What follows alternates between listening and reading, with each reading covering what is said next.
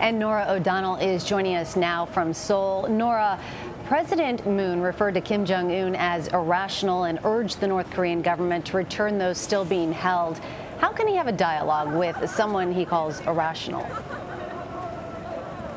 It's a great question, and that's what we posed to him. But he believes that the past policy espoused by the previous government here in South Korea, as well as that by President Obama, of strategic patience didn't work at all. In fact, he called it a failure. And that's what's so significant about President Moon, who was just elected. This was actually his first television interview ever, is that he wants to have a dialogue. He says, in his words, that he wants to sit knee to knee with the North Korean dictator. And he says only when they can begin that dialogue and that talking can they achieve the goal of a freeze in the nuclear weapons and an ultimate denuclearization of North Korea. So it's really kind of the last best option, to be frank.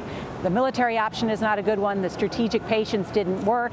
And so this is the last best option. So even though he calls them irrational, they want to reopen this dialogue. It's not something that's unusual, too, because the last time this sunshine policy was in effect was a decade ago. It was with Kim Jong-un's father. So they're really trying to restart, which was an old idea.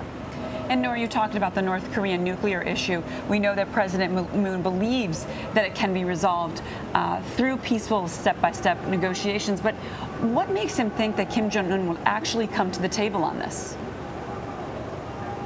Well, that's the question. Why would Kim Jong-un want to talk? I asked President Moon, what concessions might he be willing to give the North Koreans?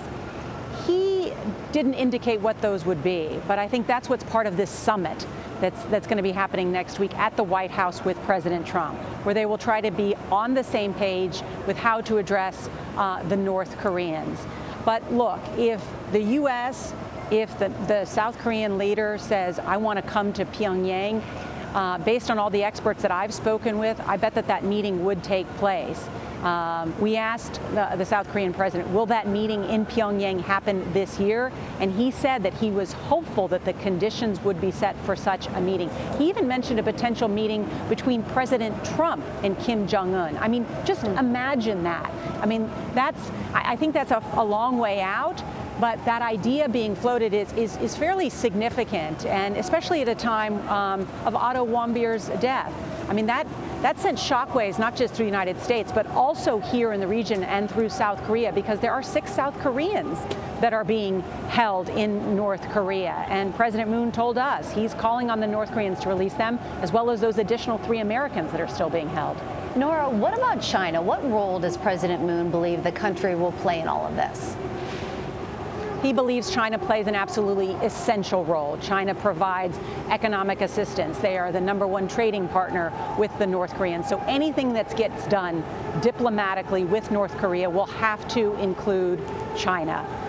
So they know that.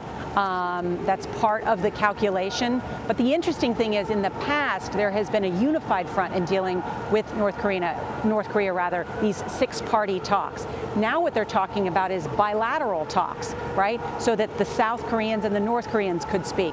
The U.S. and the North Koreans could speak on their own on parallel terms. So that's what's changing, I think, with this new presidency, not just here in South Korea, but also in the United States. And the question is whether that will bear fruit or not, whether that will create change. This is a critical year because U.S. intelligence officials believe that Kim Jong-un is going to continue his missile testing. We know he has short and medium range capability. Intelligence officials believe he's going to test a long-range missile, an ICBM, that has the capability of hitting the United States this year. He would test fire that, not aim it at the United States, but test fire it. And that opens up a whole other host of questions about how the U.S. will respond, how South Koreans will respond. So that will all be on the table at this meeting next week between President Moon and President Trump. All right, Norah O'Donnell for us. Thanks so much for your time. Thank you.